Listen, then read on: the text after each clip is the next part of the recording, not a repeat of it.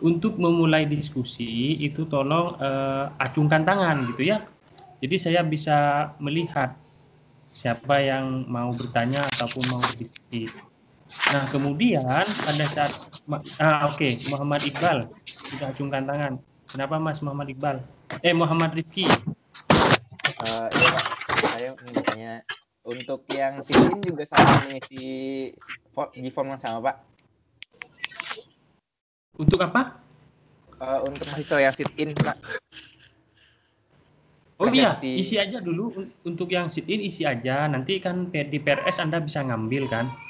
Sehingga sudah terrecord di kami bukti Anda kalau sudah hadir. Baik Pak, terima kasih. Oke. Ya, kalau peraturannya itu tadi jangan buka mic kalau lagi tidak diskusi. Kalau mau bertanya ataupun berpendapat, tolong acungkan tangan dulu. Nah, kemudian yang selanjutnya pada saat ingin bertanya, tolong nanti sebutkan nama gitu ya. Pak, nama saya misalkan Nicholas, NIM berapa? Saya ingin bertanya gitu. Jadi jelas nama dan NIM-nya. Karena apa? Ini saya nanti akan minta bantuan asisten Mbak Hanifah. Tolong dicatat nanti nama mahasiswa yang berbicara di dalam tim ini, baik itu diskusi maupun berpendapat ya, itu akan masuk ke dalam komponen keaktifan. Itu ya teman-teman. Nah, kemudian saya sangat merekomendasikan selanjutnya nih peraturan selanjutnya untuk teman-teman menggunakan foto profil yang resmi gitu ya. Jadi misalkan ya foto profil resmi perlihatkan wajah gitu ya. Nah, mungkin yang bisa jadi contoh ini foto profil saya ini ya. Jadi wajah saya tempel di sini jadi terlihat gitu. Oh, oke. Tolong jangan gunakan foto profil selain wajah teman-teman ya. Misalkan pakai foto kucing gitu. Jangan ya. Karena ini kelas resmi, saya berharap appearance teman-teman itu juga resmi gitu ya. Nah, kemudian juga foto profilnya itu jangan berkelompok gitu. Misalkan teman-teman bareng-bareng tuh teman angkatannya misalkan sampai 5 orang tuh juga nggak kelihatan yang mana yang teman-teman itu yang mana gitu ya. Jadi itu saran saya untuk mata kuliah saya ini gitu. Nah, teman-teman kalau saya lihat banyak yang tidak pakai foto profil ini ya, tapi kalau misalkan punya tolong diganti aja gitu ya. Pakai foto profil. Kemudian yang nggak punya ya foto dulu aja selfie atau apa gimana pakai HP atau laptop gitu sehingga nanti bisa digunakan untuk foto profilnya ini. Oke, ini ada yang saya ini dari Mas Faik ya, salah satu asisten. Seluruh mahasiswa terdaftar ataupun sit-in dari kelas berapapun bagi yang mengikuti kelas hari ini isi presensi di form itu. Nah, ditolong isi ya, ini daftar hadirnya. Baik, sebelum saya mulai ke materi, ada pertanyaan terkait beberapa informasi yang telah saya sampaikan tadi? Bapak, saya izin bertanya lagi, mohon maaf. Oke, Iya, sebutkan Mas siapa? William 154181052. Sebelumnya Pak, tadi saya mendapatkan info kelas ini dari link meeting teman. Akan tetapi di Teams itu ada kelas gitu kan ya Pak, udah dibagi kelasnya. Kebetulan dapatnya 03 sesuai hari ini, tapi emang itu nggak ada isinya apa-apa ya Pak kelasnya? Tidak ada apa Mas? Tidak ada meeting gitu Pak, tidak ada open meeting gitu di kelas yang 03. Apa yang memang meeting hari ini ada kelas yang baru ya Pak? Enggak, meeting hari ini memang begini. Di dalam MS Team itu ada istilah channel ya. Nah, kami itu masih belum membuat channel khusus per kelas, jadi masih pakai yang general. Hanya saja di dalam postingan channel ini ada perkuliahan minggu 03, kelas 03 ya. Nah, kelas 03. Nah, teman tolong masuk ke dalam situ saja gitu. Nah, kedepannya ini saya akan minta bantuan asisten agar membuat channel yang berbeda.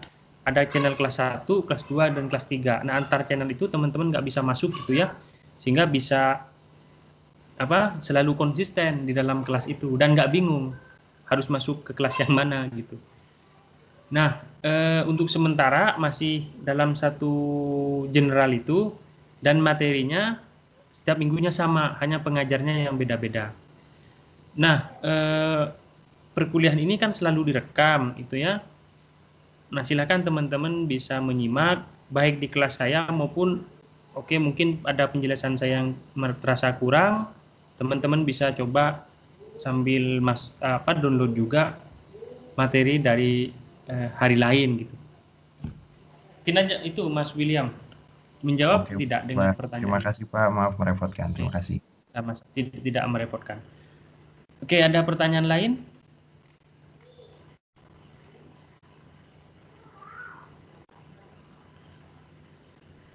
Ya, saya mendapatkan info bahwa peminat dari mata kuliah ini hampir 360 orang gitu ya. Nah, hari ini saja ini yang hadir di kelas ini 190-an orang. Oh, jangan-jangan mayoritas pada hari sekarang semua ya. Tapi oke, saya rasa sudah tidak ada pertanyaan, saya akan melanjutkan ke materi.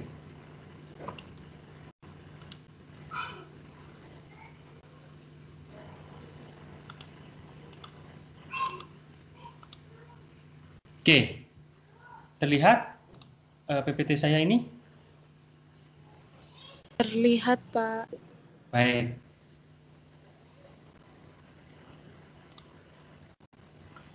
Baik, hari ini untuk minggu ketiga saya akan menjelaskan tentang klasifikasi iklim. Nah, saya perkenalkan sekali lagi, nama saya adalah Faiz Rohman Fajari. Saya juga adalah dosen di program studi meteorologi ya. Nah, pertama kita berbicara dulu tentang sistem iklim.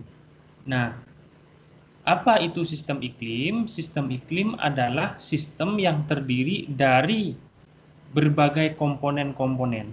Nah, komponen-komponennya adalah pertama yang disebut dengan kriosfer. Nah, sfer itu artinya adalah lapisan. Nah, kriosfer adalah lapisan es, gitu ya. Nah, kemudian ada komponen kedua disebut dengan geosfer. Nah, geosfer ini adalah lapisan yang padat, ya, padat ini permukaan di tanah gitu ya, batuan. Kemudian ada juga disebut dengan hidrosfer gitu ya. Apa itu? Adalah lapisan berupa air, lautan seperti itu. Kemudian yang keempat adalah atmosfer, ya, lapisan udara gitu ya. Nah, ini lapisan-lapisan tadi membentuk sebuah sistem yang disebut dengan sistem iklim. Nah, fokus kita dalam mata kuliah ini membahas tentang khusus dengan iklim bumi, yaitu planet yang kita tempatin. Nah, ada juga bagi yang senang senang dengan planet lain, ada juga nanti, tapi bukan di dalam mata kuliah ini, dan ada yang membahas tentang iklim di planet lain, Jupiter, Mars, dan sebagainya, tapi tidak di dalam perkuliahan ini. Dan kemudian ada tambahan lain untuk yang disebut dengan biosfer, yaitu makhluk hidup gitu ya, baik itu hewan maupun tumbuhan.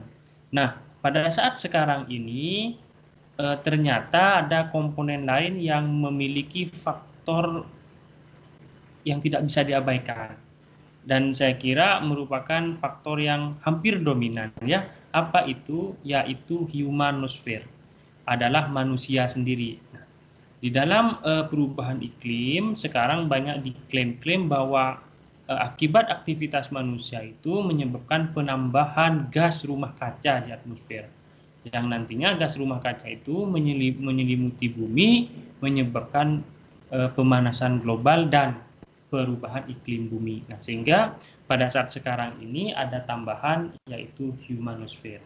Nah, kemudian sistem iklim ini drive atau pemicu utamanya dari energinya itu berasal dari matahari, ya. Satu-satunya bintang yang paling dekat dengan planet kita. Nah, dalam kajian lebih lanjut sebenarnya bintang yang lain itu juga memberikan pengaruh terhadap bumi yang disebut dengan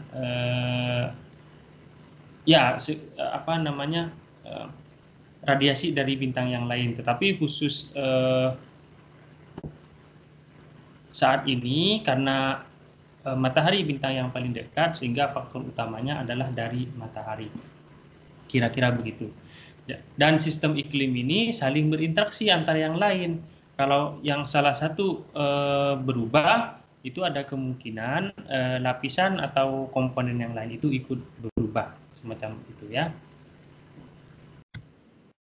Nah, ini gambaran yang menunjukkan interaksi antara berbagai komponen iklim dan energi utamanya, yaitu matahari. Nah, matahari ini memancarkan atau mengemisikan radiasi mengenai permukaan bumi. Nah, di permukaan bumi ini akan mengalami berbagai aktivitas, mulai dari evaporasi, kemudian radiasi balik, dan lain sebagainya, ya.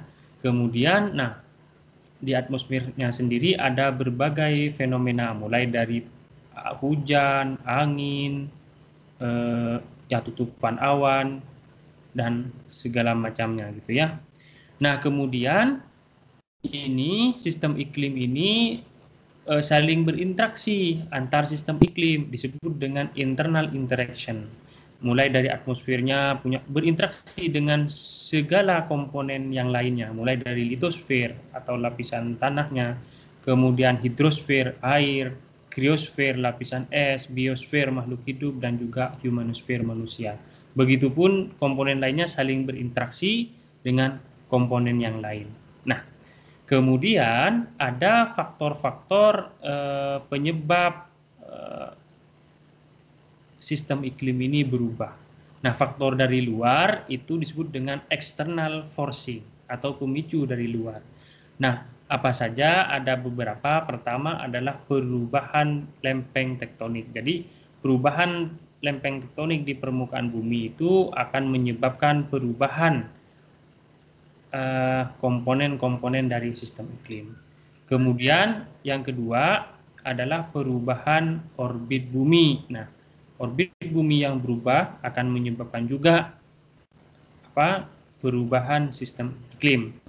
Kemudian juga dari energi utamanya, yaitu matahari, adanya perubahan kekuatan matahari, radiasinya itu juga akan menyebabkan perubahan di dalam sistem iklim.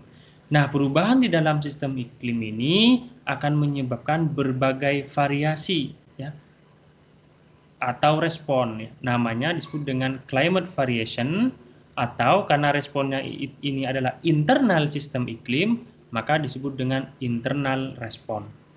Nah, banyak hal, kalau mulai dari atmosfernya sendiri akan ada perubahan di dalam atmosfer. Nah, misalkan dengan adanya perubahan kekuatan radiasi matahari, atmosfernya akan berubah.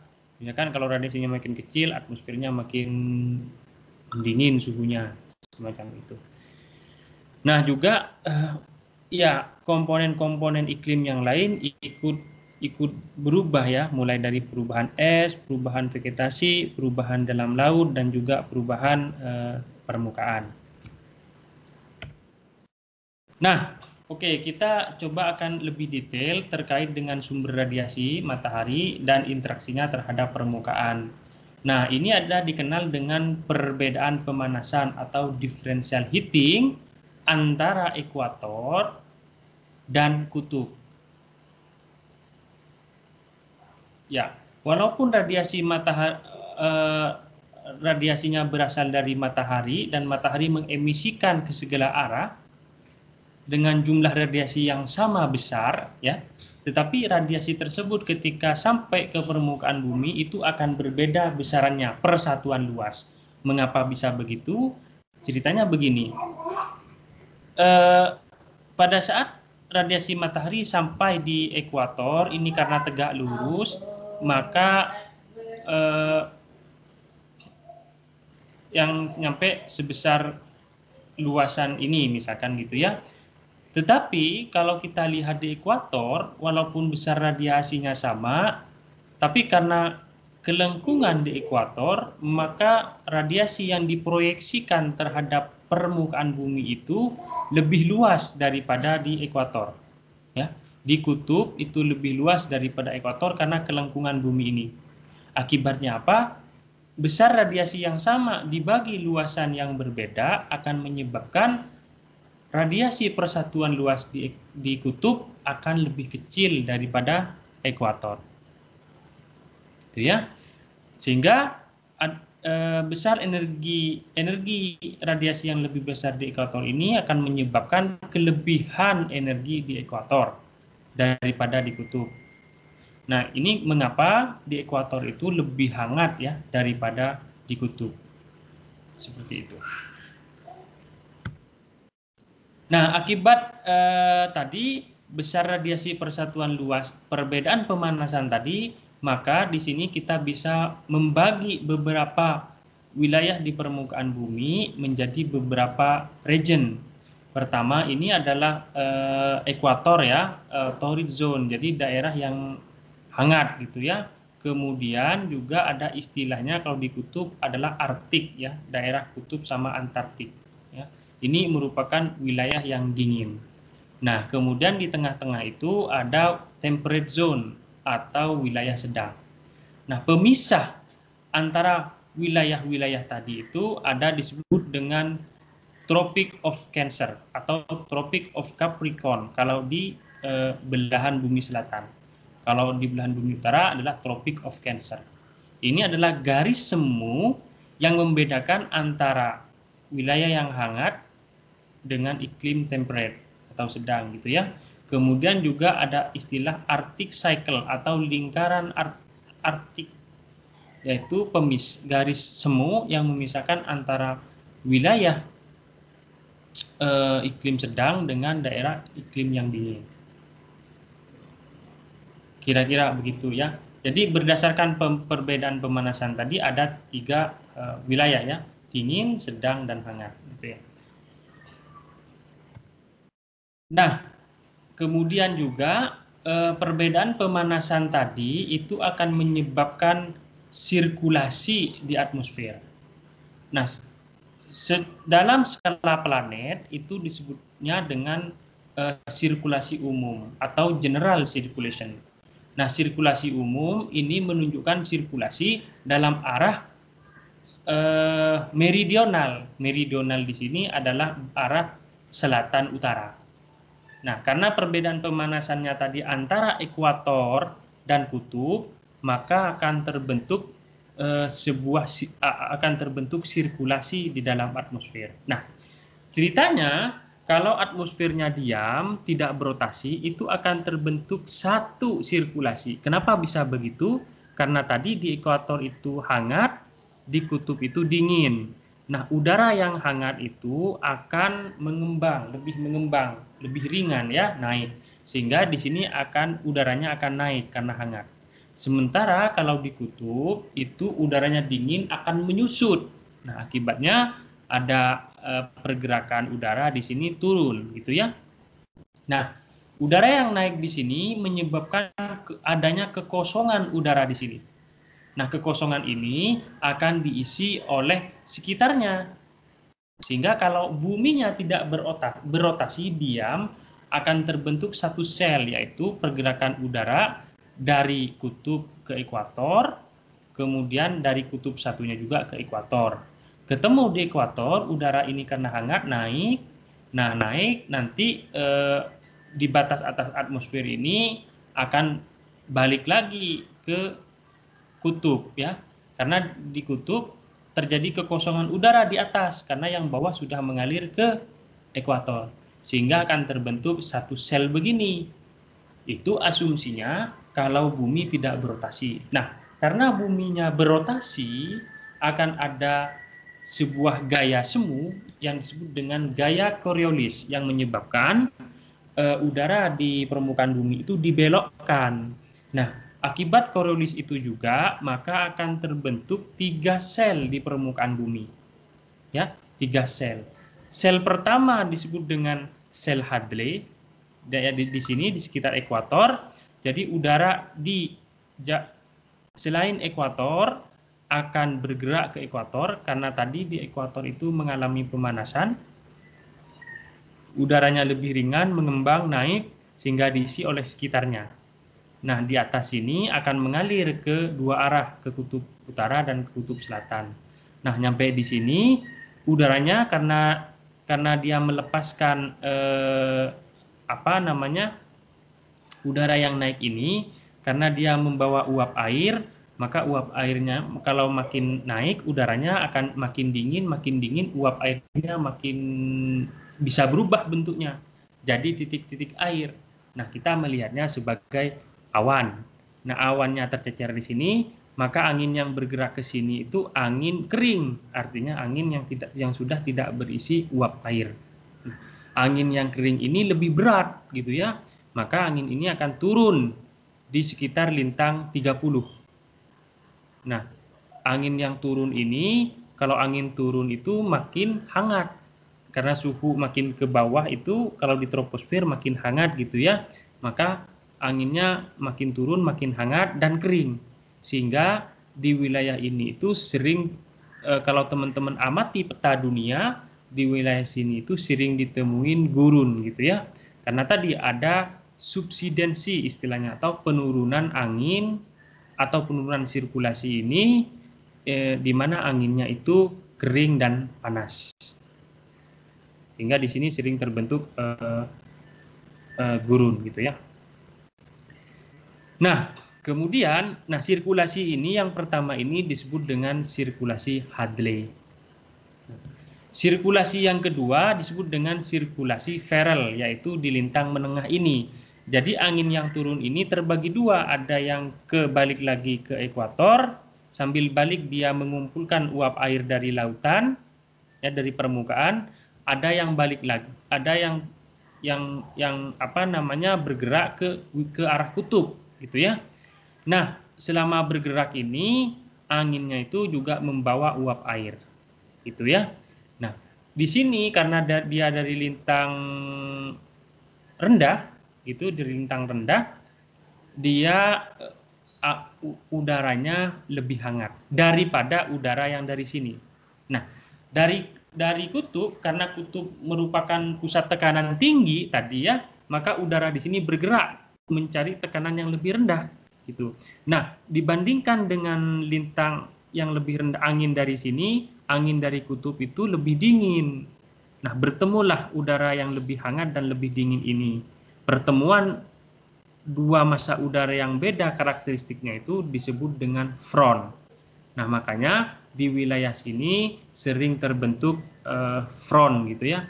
Ada front hangat, atau front panas, di mana yang mendesak atau yang menang itu angin yang lebih hangat suhunya. Ada front dingin, itu artinya udara yang lebih dingin dari kutub mendesak udara yang lebih hangat dari lintang yang rendah, yang lebih rendah.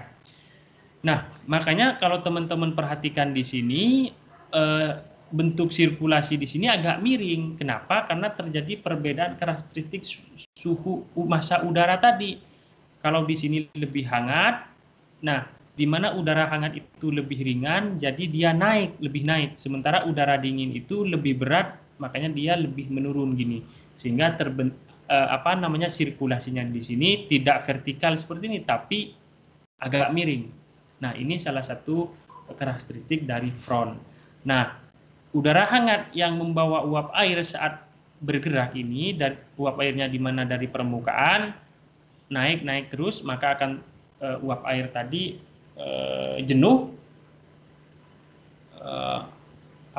berubah fasenya menjadi titik-titik air, dan kita melihatnya di permukaan sebagai awan, gitu ya. Nah, sirkulasi yang kedua ini disebut dengan sirkulasi Ferrel. Nah, sirkulasi yang ketiga di wilayah kutub ini disebut dengan sirkulasi kutub atau sirkulasi polar.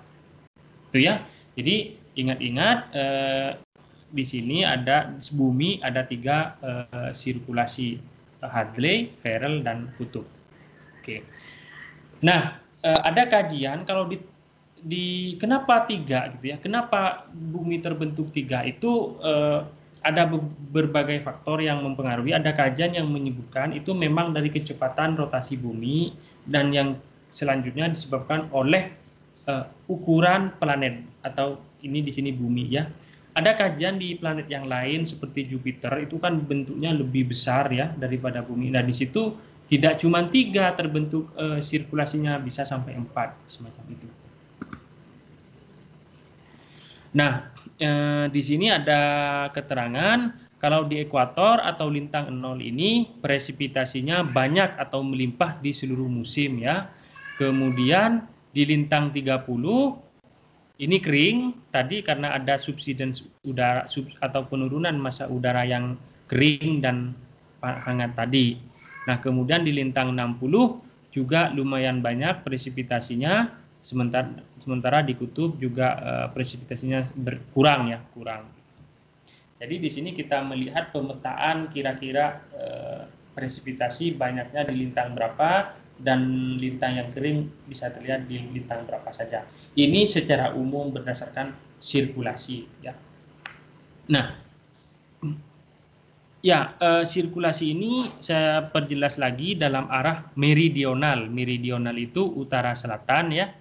Karena tadi akibat perbedaan pemanasan antara kutub dan ekuator, semacam itu.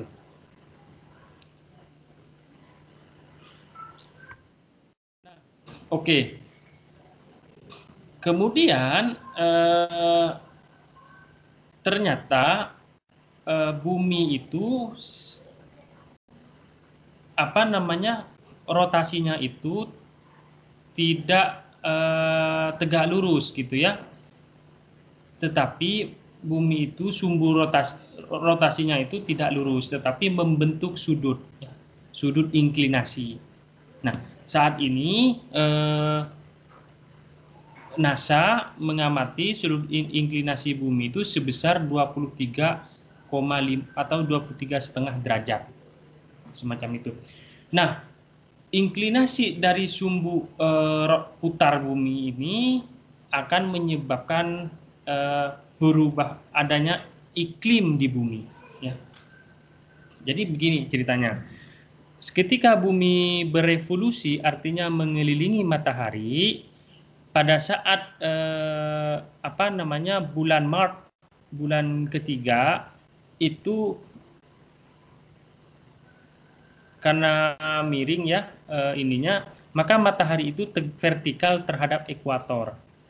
Nah, posisi saat matahari vertikal terhadap ekuator itu disebut dengan equinox. Itu terjadi pada bulan Maret tanggal 21 sampai 22 sekitar itu, kemudian juga pada bulan 9.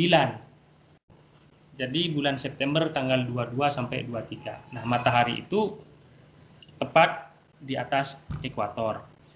Nah, kemudian di bulan Juni, jadi 3 bulan setelah bulan Maret, bulan ke-6, itu karena sumbu rotasi bumi tadi miring, jadi matahari itu sekarang vertikal di atas lintang 23,5 lintang utara. Gitu ya. Sehingga sekitar bulan ini, maka di belahan bumi utara itu akan mengalami musim panas. Gitu ya. Karena buminya tadi miring gitu ya selama berputar berotasi ya. Jadi kalau buminya lurus seperti ini, vertikal seperti ini selama berevolusi, maka yang akan menerima radiasi paling besar itu selalu di kutub, selalu di ekuator. Namun karena buminya miring seperti ini, sehingga di bulan lain yang mendapatkan radiasi paling besar itu berubah-ubah gitu ya. Misalkan di bulan Juni ini yang paling banyak itu di lintang 23,5 lintang utara. Akibatnya di bulan Juni, sekitar bulan Juni, Juli, Agustus itu di lintang utara ini mengalami musim panas, di belahan bumi selatan akan mengalami musim dingin. Kemudian di bulan 9 lagi, radiksi matahari vertikalnya di ekuator, gitu ya. Kemudian selanjutnya di bulan 12, di bulan Desember itu tanggal 21 sampai tanggal 22 matahari secara vertikal ada di atas lintang 23,5 lintang selatan. Akibatnya di bulan ini belahan bumi selatan mengalami musim panas, sementara belahan bumi utara mengalami musim dingin. Nah, itu terus-menerus selama bumi mengalami revolusi atau bergerak mengelilingi matahari. Oke.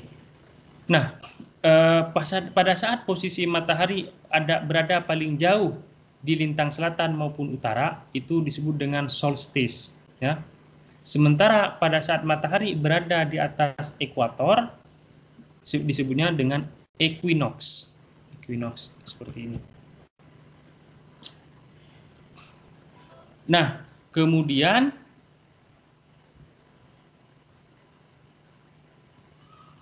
ini tadi kemiringan sumbu rotasi bumi tadi akan menyebabkan musim di bumi, gitu ya.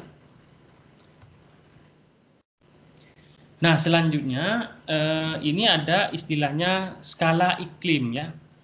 Nah, iklim itu sederhananya didefinisikan dengan rata-rata cuaca, gitu ya.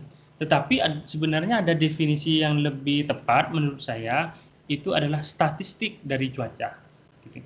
Karena di dalam statistik itu tidak hanya berisi rata-rata, bisa nilai maksimum atau nilai minimum atau juga simpangan atau varians. Nah, rata-rata itu hanya bagian dari statistik. Tapi untuk ini iklim dapat diartikan dengan rata-rata cuaca atau secara umum sebagai iklim atau statistik dari cuaca. Nah, iklim ini berdasarkan skala spasial atau disebut dengan skala ruang, itu bisa dibagi-bagi. Yang skala paling kecil sebutannya adalah microclimate. Itu ukurannya sekitar 1 meter persegi sampai 10.000 meter persegi.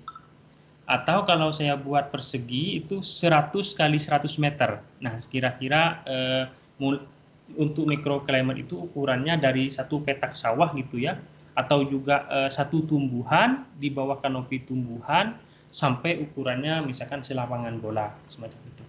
Nah, skala yang lebih luas yang kedua disebut dengan mesoscale.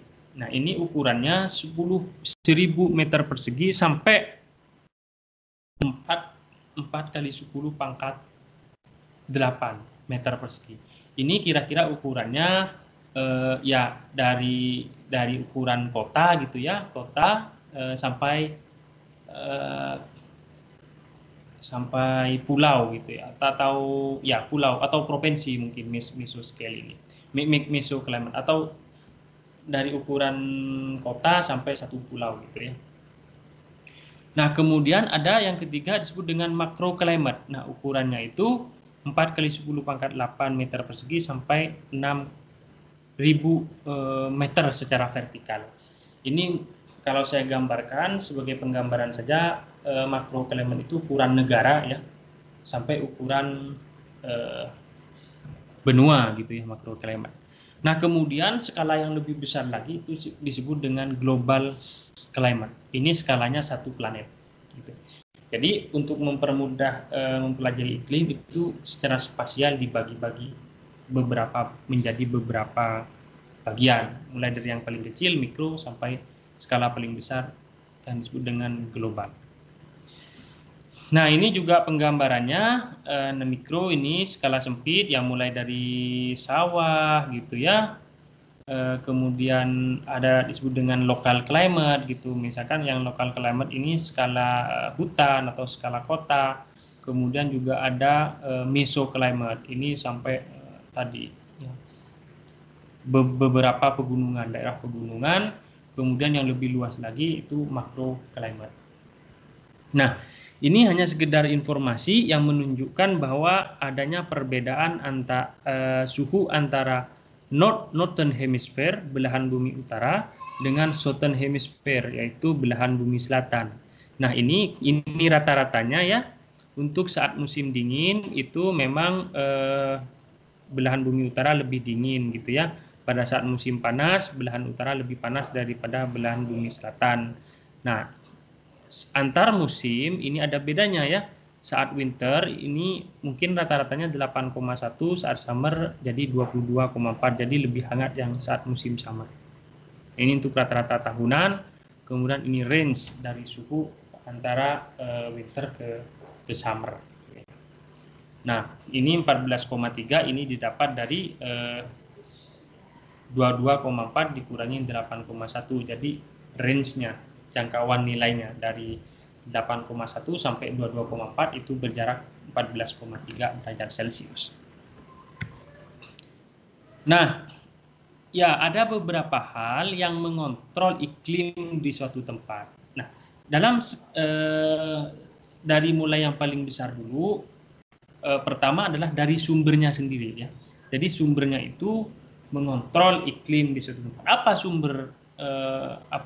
sumbernya? Energi yang paling utama untuk iklim ini yaitu radiasi matahari.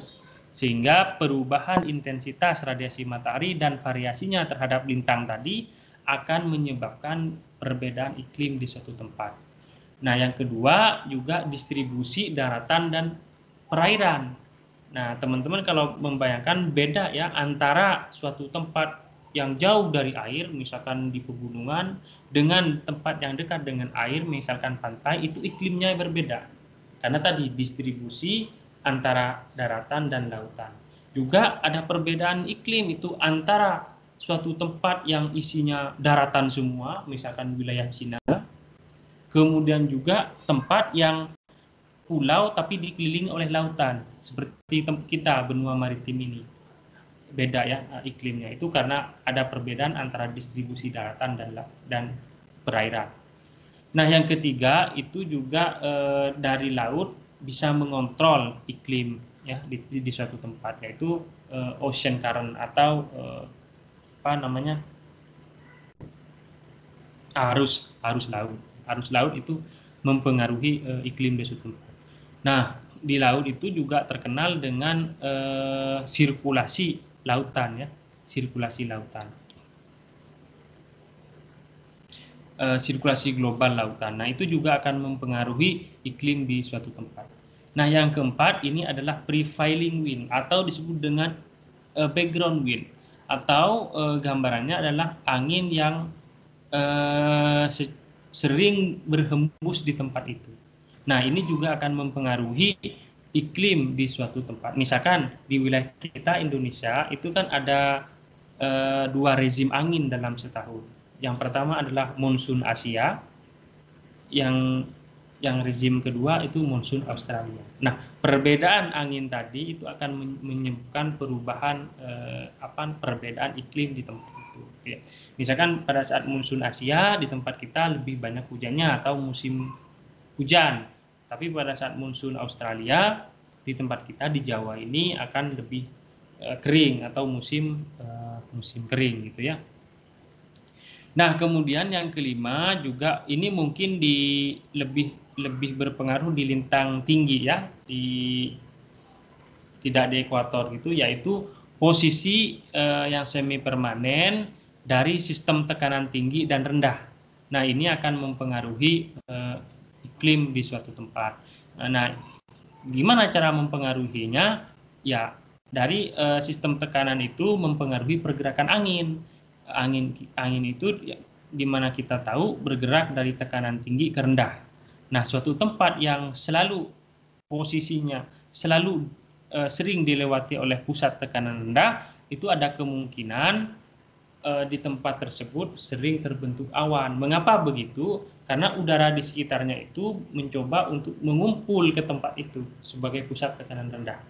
Angin yang bergerak di permukaan tadi selama bergerak ada kemungkinan dia membawa uap air gitu ya, ketemu di tempat tekanan rendah, anginnya tadi naik terus akan terbentuk awan. Nah, beda tempat yang sering dilewati dengan pusat tekanan tinggi. Nah, tempat itu umumnya menjadi kondisi langitnya itu kering ya, perawanannya kecil.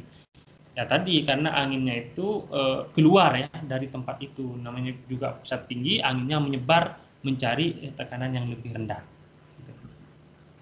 Nah, kemudian yang keenam ini adalah mountain barrier. Jadi batas pegunungan itu juga mempengaruhi iklim di satu tempat. Nah, contoh yang paling terkenal kalau di Indonesia itu mungkin ada teman-teman yang dari Bogor ya.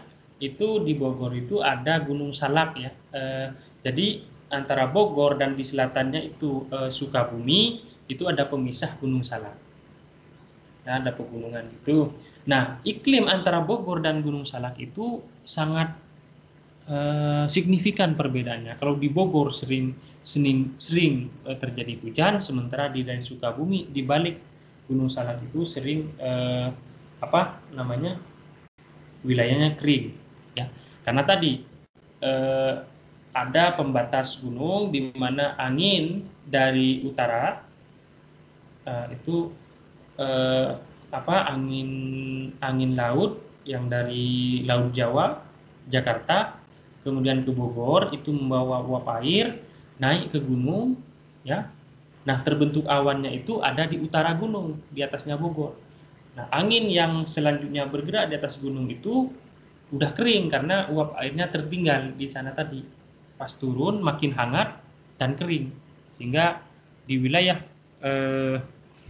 sebutannya wilayah bayangan hujan ya, sebelah sananya, sisi sananya yang gunung itu lebih kering dan lebih hangat udaranya. Kemudian juga yang ketujuh pengontrol iklim adalah ketinggian ya. Nah, ini mungkin teman-teman bisa membayangkan antara misalkan Jakarta dan Bandung, itu kan lebih tinggi Bandung ya. Kalau Jakarta itu mungkin berapa meter di atas permukaan laut, kalau Bandung sampai 600 meter ya. Nah, itu ada bedanya. Kalau di Jakarta lebih hangat kondisi udaranya secara rata-rata, sementara di Bandung secara rata-rata iklimnya udaranya lebih dingin. Nah, perbedaan ketinggian ini menyebabkan perbedaan iklim di suatu tempat. Kenapa bisa begitu? Karena di lapisan troposfer ini, yaitu lapisan atmosfer paling bawah, suhu udara itu menurun terhadap ketinggian. Jadi kalau kita naik bergerak ke atas, makin tinggi itu suhu udara makin dingin. Nah, selanjutnya ini ada klasifikasi iklim ya. Nah, apa itu dan mengapa kita harus mengklasifikasikan iklim? Pertama, klasifikasi iklim itu adalah pengelompokan iklim berdasarkan tipe-tipe yang mirip. Jadi iklim di seluruh permukaan di bumi ini bisa dikelompok-kelompokkan berdasarkan kemiripan-kemiripan.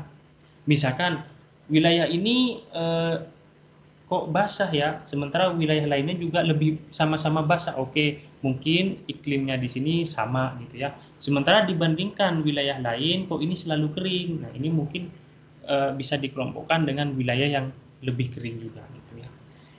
Nah, mengapa iklim itu diklasifikasikan? Pertama itu klasifikasi iklim dapat membantu kita memahami penyebab iklim di satu tempat. Misalkan ada tempat tadi yang selalu basah, oh mungkin karena dia dekat dengan perairan, atau ada angin yang sering berhembus dari perairan tadi, di mana kalau angin yang berhembus dari perairan akan membawa lebih banyak uap air, sehingga tempat ini lebih basah. Kenapa kok tempat ini selalu lebih kering? Ya mungkin anginnya itu wilayah itu berada di wilayah subsidensi massa udara yang saya jelaskan di awal tadi. Penurunan massa udara tadi udah kering, udara yang makin turun lebih hangat, sehingga tempat tadi itu akan selalu lebih hangat.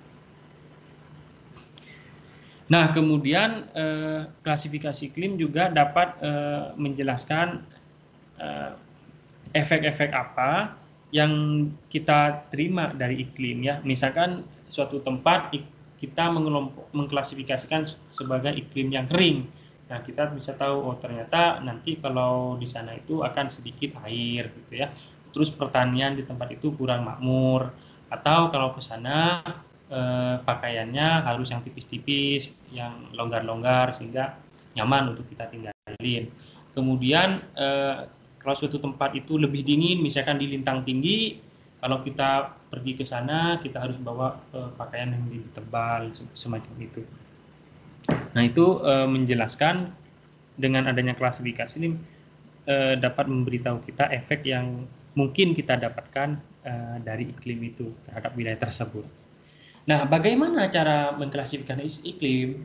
Nah, sebenarnya tidak ada aturan yang rigid, yang kaku ya untuk mengklasifikasikan iklim, tapi kita bisa melakukan klasifikasi iklim pertama dengan kita mau mengklasifikasinya berdasarkan elemen apa atau nilai apa. Bisa juga teman-teman melakukan klasifikasi iklim berdasarkan nilai suhu misalkan. Ada suhu yang tempat ini hangat, di tempat lain dingin. Oke, kita bisa membedakan tuh, mengelompokkan mana tempat yang hangat, mana tempat yang dingin. Atau teman-teman ingin mengklasifikasikan iklim berdasarkan nilai curah hujan atau presipitasi, gitu ya. Ada suatu tempat yang daerah sini hampir setiap tahun ada hujan, tetapi di tempat ini hujannya itu hanya di bulan-bulan tertentu. Mungkin kita bisa mengklasifikasikan dari nilai hujannya tadi. Oh, ini hujan daerah yang banyak hujan, kalau di sini daerah yang kering atau kurang dari hujan.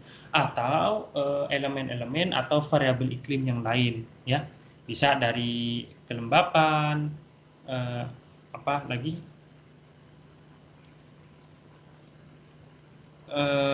Angin, ya, angin. Kemudian ya banyak lain ya, tapi yang paling sering digunakan untuk membentuk klasifikasi iklim itu adalah suhu dan curah hujan. Nah, yang kedua adalah menentukan threshold atau nilai ambang batas. Misalkan yang dimaksud dengan suhu dingin itu berapa ya? Oke, misalkan kita membuat threshold suhu yang rata-rata bulanannya kurang dari 20 derajat Celcius, itu bisa disebut dengan daerah yang dingin.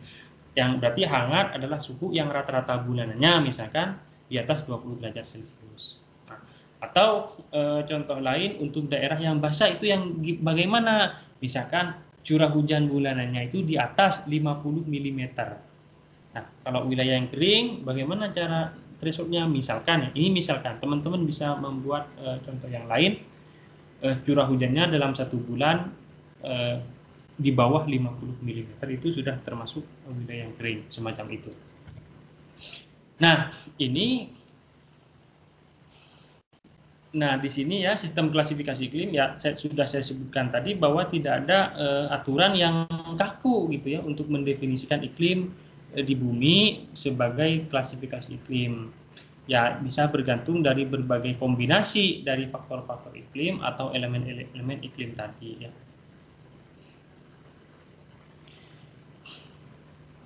Nah, ya ini yang klasifikasi iklim yang paling penting itu berdasarkan klasifikasi zonal ya, berdasarkan perbedaan radiasi matahari tadi ya. Kita bisa membedakan antara lintang tinggi dan lintang rendah gitu misalkan, atau faktor-faktor dominan gitu ya, misalkan daerah yang arid kering atau juga humid lembab gitu. Kemudian berdasarkan klasifikasi genetik ya. Nah, genetik ini lebih berdasarkan kepada sirkulasi atmosfer atau juga distribusi massa udara. Karena ya, biasanya di permukaan di bumi, di atmosfer ini, udara itu bisa diklasifikasikan menjadi 4, tapi itu berdasarkan 2 hal.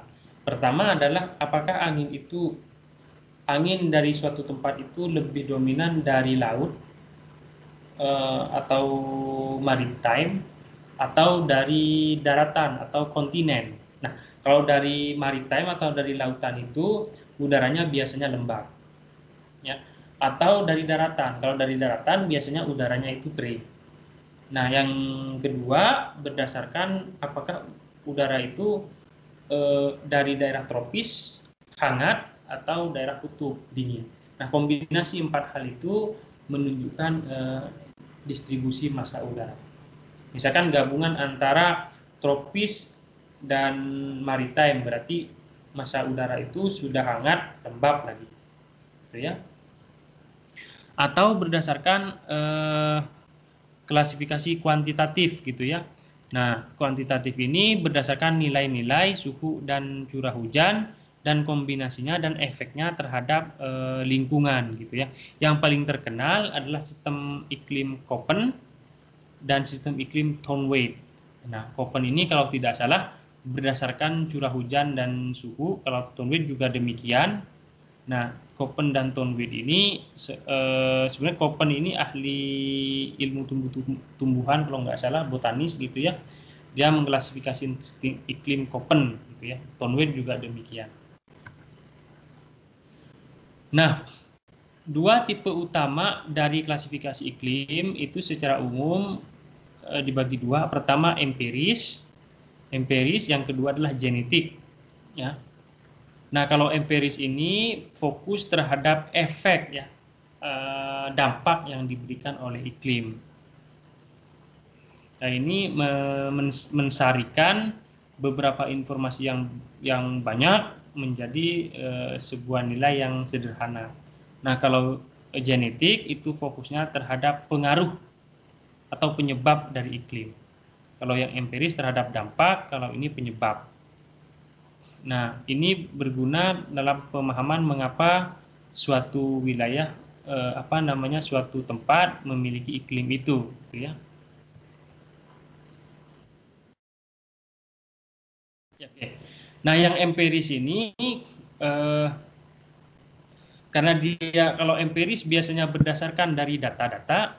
Nah, data yang panjang gitu. Nah, kelemahannya atau masalah kalau kita membuat klasifikasi dengan empiris itu kalau datanya kurang panjang atau lack of data sebenarnya, ya. Jadi kita tidak punya data yang cukup atau observasi yang cukup untuk mengklasifikasikan. Yang kedua adalah batasan, gitu ya. Ternyata kalau dengan menggunakan data itu batasannya sangat tajam antar wilayah yang berdekatan itu bisa berbeda, ya, ininya sistem iklimnya. Nah, kalau genetik ini permasalahannya adalah tidak ada batas yang jelas, gitu ya, yang jelas. Nah, kalau genetik karena dia berdasarkan penyebab, misalkan kalau yang genetik itu dari radiasi matahari tadi, tidak ada batas yang jelas. Itu misalkan dari wilayah tropis menjadi wilayah sedang itu perubahannya tidak begitu jelas terlihat, gitu ya. Jadi ada degradasi seperti itu. Nah, tidak menyediakan informasi spesifik tentang variabel iklim yang penting, ya, karena ini berdasarkan genetik, ya. Misalkan jumlah curah hujan dan temperatur di suatu tempat itu tidak diperhitungkan. Nah, ini balik lagi ke sirkulasi umum. Nah, di atmosfer ini ada 3 sirkulasi, ya, seperti yang saya jelaskan tadi. Pertama adalah sirkulasi Hadley, yang kedua adalah sirkulasi Ferrel, yang ketiga adalah sirkulasi kutub atau polar. Nah, ini adalah distribusi tekanan, ya, di bumi. Jadi di ekuator itu karena dia menerima radiasi besar, udaranya hangat, maka seringnya secara iklim di ekuator itu menjadi pusat tekanan rendah atau low, dilambangkan dengan L. Kemudian di sini di lintang subtropis ini karena terjadi subsidensi angin di permukaan mengumpul di sini, seringnya di tempat ini terjadi pusat tekanan rendah atau high atau dilambangkan dengan H. Nah, di lintang yang subpolar ini menjadi pusat tekanan rendah, ya. Jadi udara di sini naik sebagai pertemuan antara sel Ferrel dan sel kutub. Nah, sementara di kutub menjadi pusat tekanan rendah. Oke. Nah, kalau kita lihat angin di permukaan ini tidak tegak lurus gitu ya. Antara pusat angin itu tidak lurus dari tekanan tinggi ke rendah, tetapi angin itu dibelokkan. Hal ini disebabkan karena buminya berotasi, sehingga muncul sebuah gaya namanya gaya Coriolis, yaitu gaya yang membelokkan angin. Nah, akibatnya yang di sekitar di wilayah tropis ini anginnya itu kalau di lintang utara dibelokkan ke kanan, kalau di lintang selatan dibelokkan ke kiri. Nah, ini ya, sehingga pertemuannya di ekuator. Sehingga di ekuator itu kita sering mengamati secara iklim anginnya itu dari timur kalau di ekuator ini, di permukaan. Nah, angin di sini dikenal dengan angin pasat atau trade ya, trade wind ya. Sementara kalau di lintang tinggi di permukaan itu sering kita amati adalah angin baratan atau anginnya dari baratan. Itu karena ini tadi dari pusat tekanan tinggi anginnya berhembus ke pusat tekanan rendah, tapi di belahan bumi utara dibelokkan ke kanan, ya. Sehingga seolah-olah di sini teramati anginnya dari barat. Dan di sini juga kalau di belahan bumi selatan angin yang berhembus dari pusat tekanan tinggi ke rendah dibelokkan ke kiri. Nah, sehingga akibatnya di sini terbentuk baratan juga ya. Nah, ini juga penggambaran yang sama ya. Ada, tapi ini ada 3 sel Hadley, sel Ferrel, sel kutub. Nah, pertemuan massa udara di dalam sel Hadley ini sering dikenal dengan ITTZ, yaitu Intertropical Convergence Zone, jadi zona konvergensi intertropis. Nah, konvergensi ini adalah pertemuan dua massa udara konvergen, ya, yang wilayah konvergen ITTZ. Nah, di antara sel Hadley dan sel Ferrel sebutannya subtropical high, ya, di pusat tekanan rendah subtropis. Kemudian antara sel Ferrel dan sel kutub ini pertemuannya adalah subpolar low, jadi pusat tekanan rendah polar. Nah, ITTZ ini karena terjadi pengangkatan pertemuan massa udara dan udaranya bergerak ke atas, maka di daerah ini merupakan daerah yang paling banyak hujannya di bumi ya. Jadi di wilayah kita ini di ekuator paling banyak hujannya. Nah, kemudian pas di tengah-tengah sini anginnya itu pelan, little wind. Nah, wilayah pertemuannya itu disebut dengan doldrum. Doldrum ini sedikit angin di pertemuannya ini. Nah, kalau di antara lintang 20 sampai 30 terkenal dengan subtropical high, tadi yang saya jelaskan, daerah sini sangat kering. Ya, very dry. Kemudian teman-teman kalau amati peta dunia itu sering mengamati persebaran kutub di wilayah persebaran gurun ya, gurun di wilayah sini. Maka di sini sering ditemuin gurun. Nah, di sini sering dikenalnya dengan lintang kuda atau horse latitude. Ya, dulu ceritanya kapal-kapal yang mengangkut kuda itu pada saat melewati sini karena anginnya kecil, kapalnya lambat, sudah kering, lagi tidak ada air, maka banyak kuda yang mati. Makanya sering disebut dengan lintang kuda. Nah, antara ekuator dengan lintang 20 ini sering kita mengamatinya angin yang ini ya berhembus dari timur akibat pembelokan Coriolis ini dan disebut dengan angin pasat atau trade wind. Nah, juga di sini ada pusat tekanan rendah subpolar. Nah, di sini karena terjadi kenaikan massa udara, juga banyak hujan gitu ya. Dan karena di permukaan akibat gaya Coriolis sering diamati angin baratan atau westerly latitude, mid latitude westerly. Nah, kalau di kutub di sini karena terjadi penurunan massa udara lagi juga ya. maka wilayah kutub itu kering ya, kering. Nah, selanjutnya ini ada klasifikasi Köppen. Kita balik lagi ke klasifikasi. Nah, diberi nama Köppen karena memang yang membuatnya bernama Köppen ya. Ini adalah contoh klasifikasi empiris, jadi berdasarkan data. Nah, klasifikasi ini dibuat pada tahun 1918. Nah, Köppen ini bukan ahli klimatologi. Sebenarnya dia ahli tumbuh-tumbuhan botanis.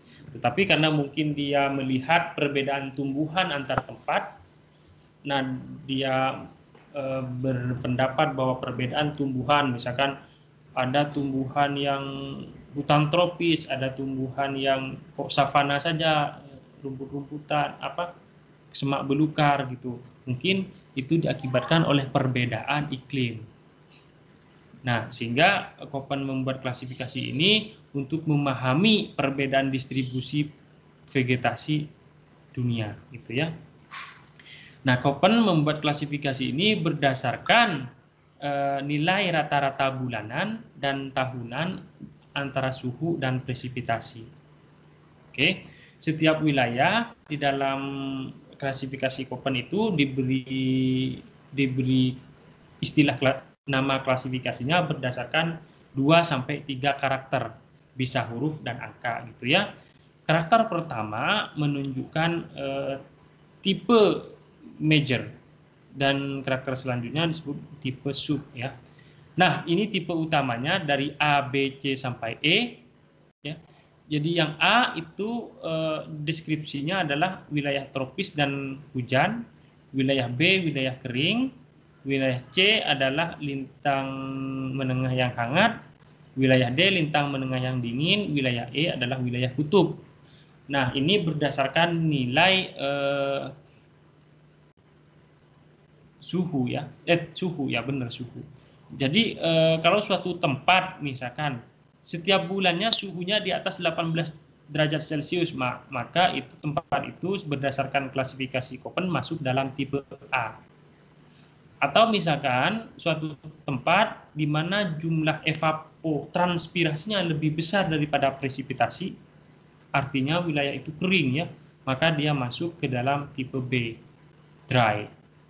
Atau misalkan suatu tempat, misalkan bulan terdinginnya itu karena dia memakai rata-rata bulanan suhu, dia lihat dari data, oh di tempat itu ternyata bulan terdinginnya itu di bulan Januari misalkan, dan bulan terdinginnya itu nilai suhunya 10 derajat Celcius. Jadi masuk di sini ya. Kemudian paling sedikit suhu bulanannya itu lebih besar daripada 10 derajat Celcius. Nah, kalau tempat itu memenuhi kriteria ini, berarti menurut Köppen dia masuk dalam tipe C. Sampai D sampai E ini ada klasifikasinya, deskripsinya. Teman-teman nanti bisa gitu ya mengklasifikasikan iklim berdasarkan Köppen kalau punya data temperatur bulanan. Nah, kemudian tipe yang ternyata Köppen ini berdasarkan semua ya, tidak ada yang angka. Tipe yang A, yang tipe major ini, itu dibagi lagi menjadi sub tipe. Jadi huruf keduanya itu bisa F, bisa M, bisa W. Nah, masing-masing ini dia punya kriteria. Misalkan suatu tempat kalau nilai tipe selanjutnya ini lebih sering juga berdasarkan curah hujan ya. Misalkan curah hujan di bulan yang di bulan yang paling kering itu paling sedikit 6 cm satu bulannya atau 600 mm. Berarti itu masuk ke dalam tipe AF gitu ya, AF. Bisa AM, bisa AW. Nah, yang tipe major B itu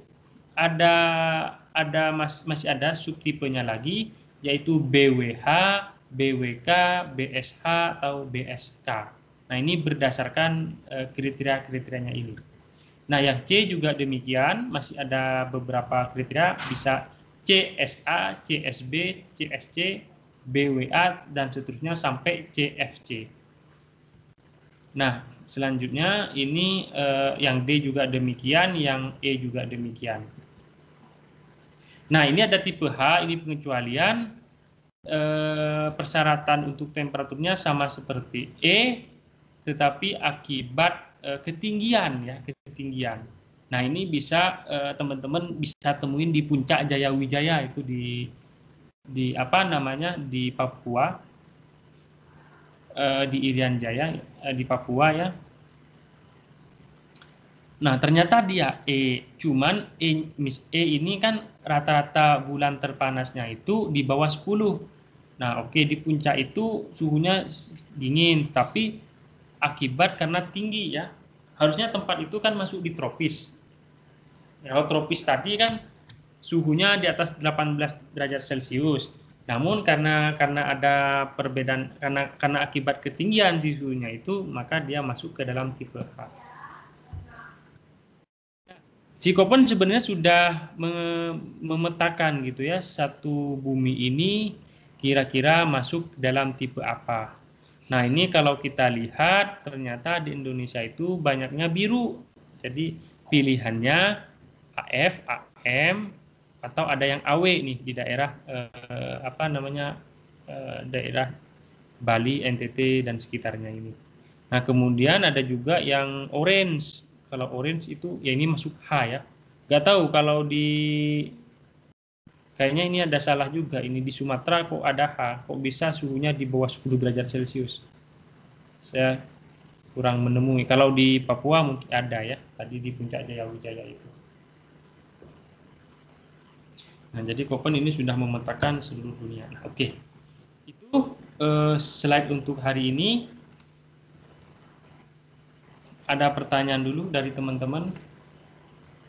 Pak, saya mau bertanya. Oke, Muhammad Setiawan, silakan. Nama saya Muhammad Setiawan, 153180996 dari Prodi Teknik Lingkungan. Saya mau bertanya mengenai sirkulasi global, Pak. Tadi kan ada dua perbedaan ya Pak ya, yang Bapak tampilkan di slide awal sama yang slide rada terakhir gitu Pak. Dimana kalau misalnya di slide terakhir itu tuh si bagian cell Hadley, Farrell sama polarnya itu kebagi jelas gitu kan ya Pak ya. Nah, sedangkan kalau misal ya itu kalau misal yang di awal itu yang backgroundnya hitam tadi tuh ya dia bentuknya beda gitu kan ya Pak ya. Dimana bagian atasnya itu geraknya sama-sama ke utara atau misalnya sama-sama ke selatan. Jadi bentuk selnya ya beda lah intinya gitu. Itu sebetulnya yang benar yang mana ya Pak ya? Apa yang salah satunya ada yang lebih update? Terus juga di situ ada bagian barrier di bagian subpolar low ya, bagian subpolar low kan ada semacam barrier gitu ya Pak ya. Jadi bentuk si selnya juga nggak sempurna gitu. Kira-kira itu kenapa juga gitu Pak? Makasih Pak. Oke, terima kasih. Anda sangat jeli ya. Pertanyaan yang sangat bagus. Nah, pertama, ya ini sebutannya adalah sirkulasi. Ya, sirkulasi itu adalah aliran yang tertutup sebenarnya. Definisi dari sirkulasi aliran yang tertutup. Nah, kalau dari gambar, nah memang gambar ini yang benar. Karena gambar ini sangat jelas menunjukkan aliran yang tertutup tadi. Di sini aliran tertutupnya disebut dengan sirkulasi atau sel Hadley, ini sel Farrell, ini sel kutub.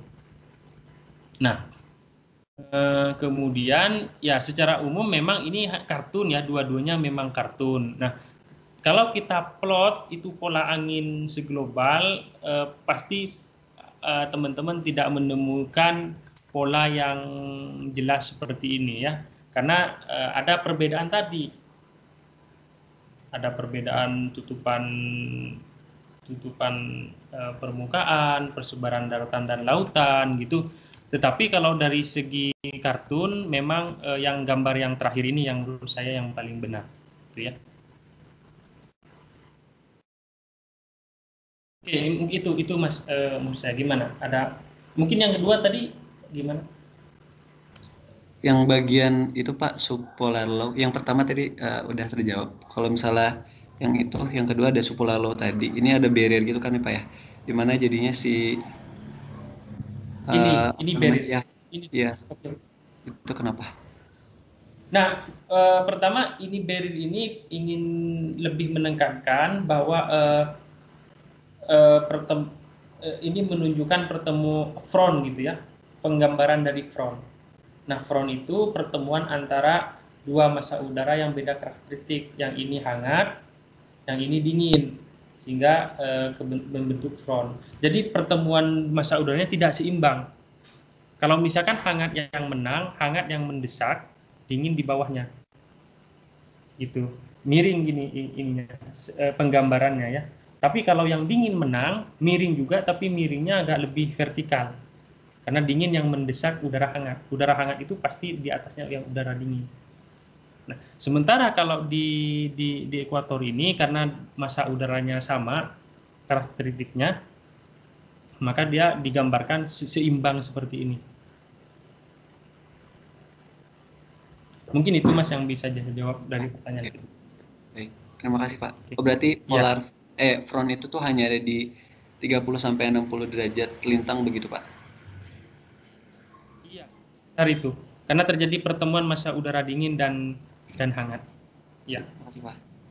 Nah, di tropis ada nggak front? Sebenarnya ada, cuman karakteristiknya bukan berdasarkan suhu, lebih berdasarkan kelembaban. Contohnya angin darat, angin laut gitu ya. Angin laut itu karena dari laut dia membawa uap air lebih lembab, udara angin darat karena dia dari darat lebih sedikit uap airnya. Itu aja.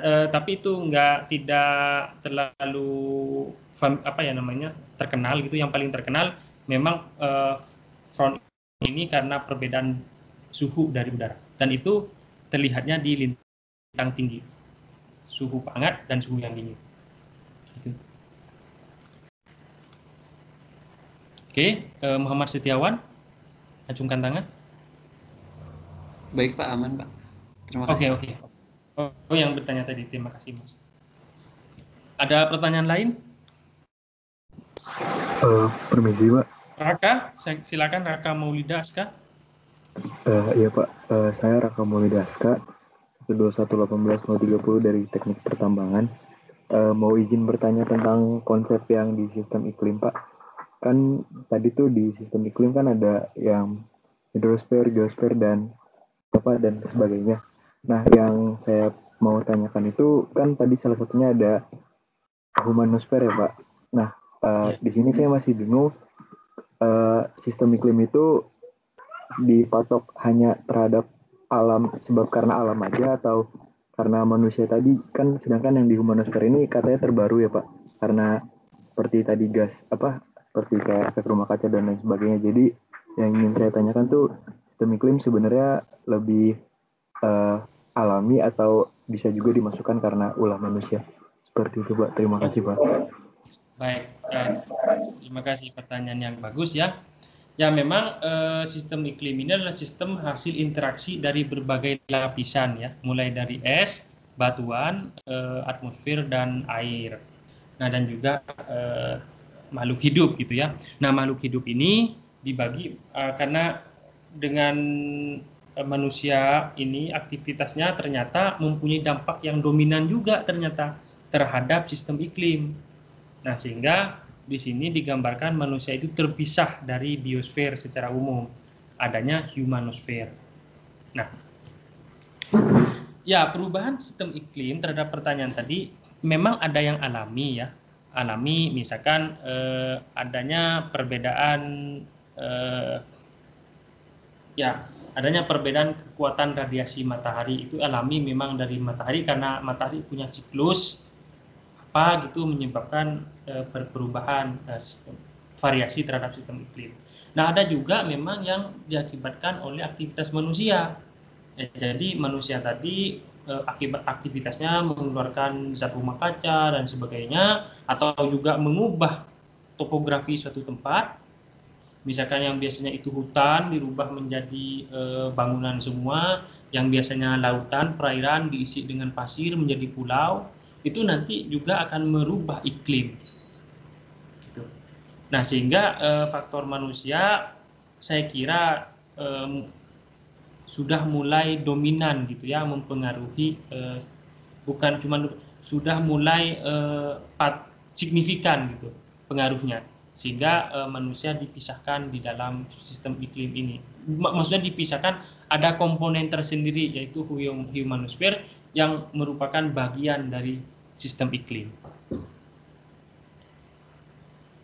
Mungkin itu. Apakah ada pertanyaan yang belum saya jawab?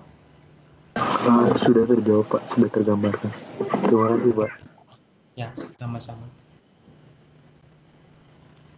Ada pertanyaan lain?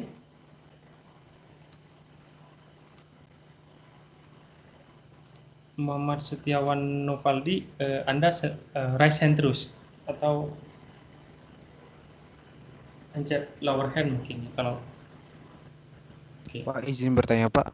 Ya, Muhammad Fikri Lazuardi, silakan. Sebutkan nama, NIM. Iya. Teman-teman asisten mohon dicatat ya mahasiswa yang bertanya. Fikri Lazar. Ya, silakan Mas. Ya, NIM 12118-067.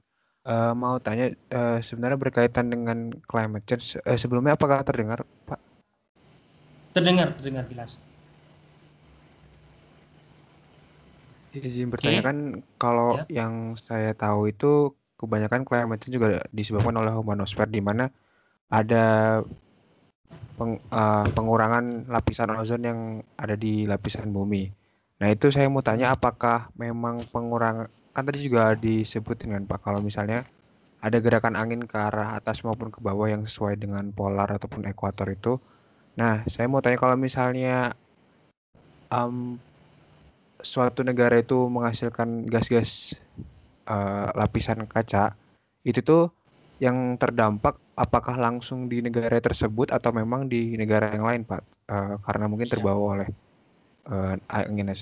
Mau tanya itu sih, Pak. Penasaran. Terima kasih, Pak. Baik, terima kasih, pertanyaan yang sangat bagus ya. Ya, memang kalau kita berbicara atmosfer, itu atmosfer ini tidak mengenal batas wilayah ya. Jadi memang satu bumi ini, satu planet ini terhubung kalau kita berbicara atmosfer. Sehingga kalau kondisi di sini berubah di suatu tempat, itu akan mempengaruhi, akan terasa juga di tempat yang lain.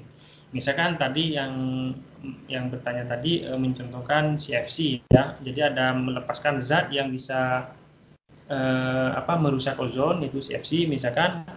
Nah, nanti akibat sirkulasi bumi itu, nanti si CFC ini akan tersebar, akan merusak ozon di tempat lain gitu, tidak hanya di wilayah itu.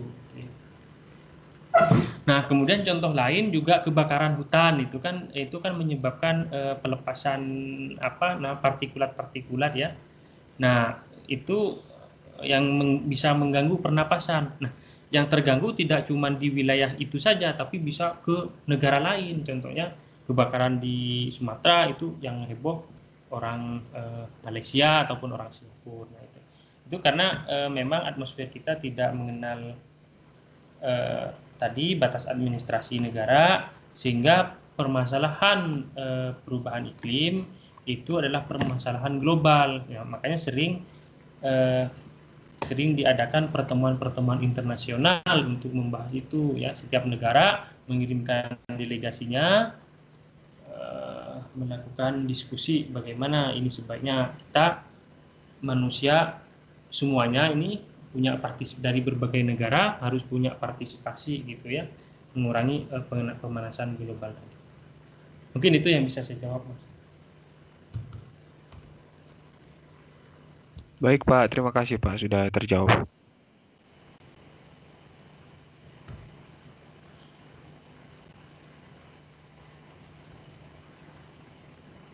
Ada pertanyaan lain?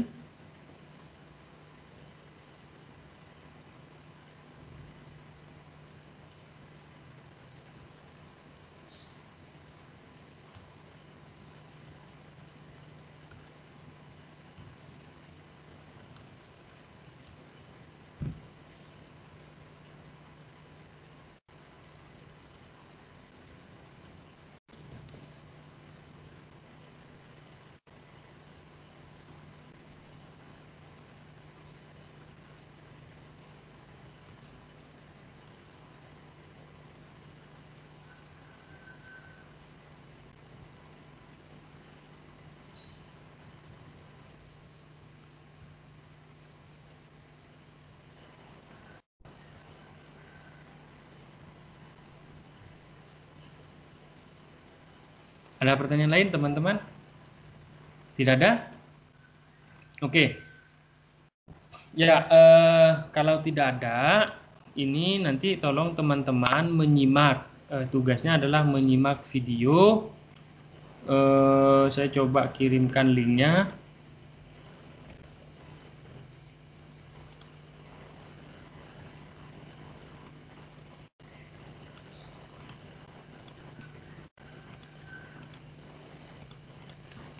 Saya kirimkan di dalam conversation di sini ya. Oke, jadi ada 3 video. Menonton video tentang sirkulasi umum atmosfer atau atmospheric general circulation. Nah, ada 3 part. Part satunya itu tentang apa itu sirkulasi global. Kemudian perbedaan pemanasan ya. Kemudian yang part kedua itu tentang 3 sel tadi. Nah, yang part terakhir itu tentang efek Coriolis dan angin. Nah, simak itu. Nah, di sisa perkuliahan ini tolong itu disimak. Kemudian kalau belum selesai nanti bisa diteruskan di waktu yang lain menyimaknya, dan tolong buat rangkumannya, bisa berbentuk narasi ya. Diketik atau ditulis tangan. Maksimum 2 halaman, atau teman-teman kalau mempermudah buat mind map saja. Mind map ya, cari aja di Google kalau tidak ada yang tahu mind map seperti apa. Nah, itu pilihan, boleh narasi, boleh mind map. Nah, setelah itu kapan dikumpulinnya? Maksimum deadline-nya Kamis minggu depan jam 12 malam. Nah, di mana ngumpulinnya? Nah, pengumpulannya nanti saya informasikan entah lewat asisten via grup lain yang itu, atau nanti saya posting di general gitu ya. Apakah nanti by assignment di dalam MS Team ya. Jadi dalam MS Team ini ada assignment di sini, di mana assignment di sini teman-teman bisa mengumpulkan tugas ya. Di sini saya belum berikan, tapi karena deadline-nya juga masih lama ya. Atau ke email tertentu gitu. Nanti saya informasikan lebih lanjut ke teman-teman. Oke, ada pertanyaan? Kalau tidak ada, mungkin perkuliahan ini saya cukupkan sekian biar teman-teman bisa langsung menyimak videonya ya.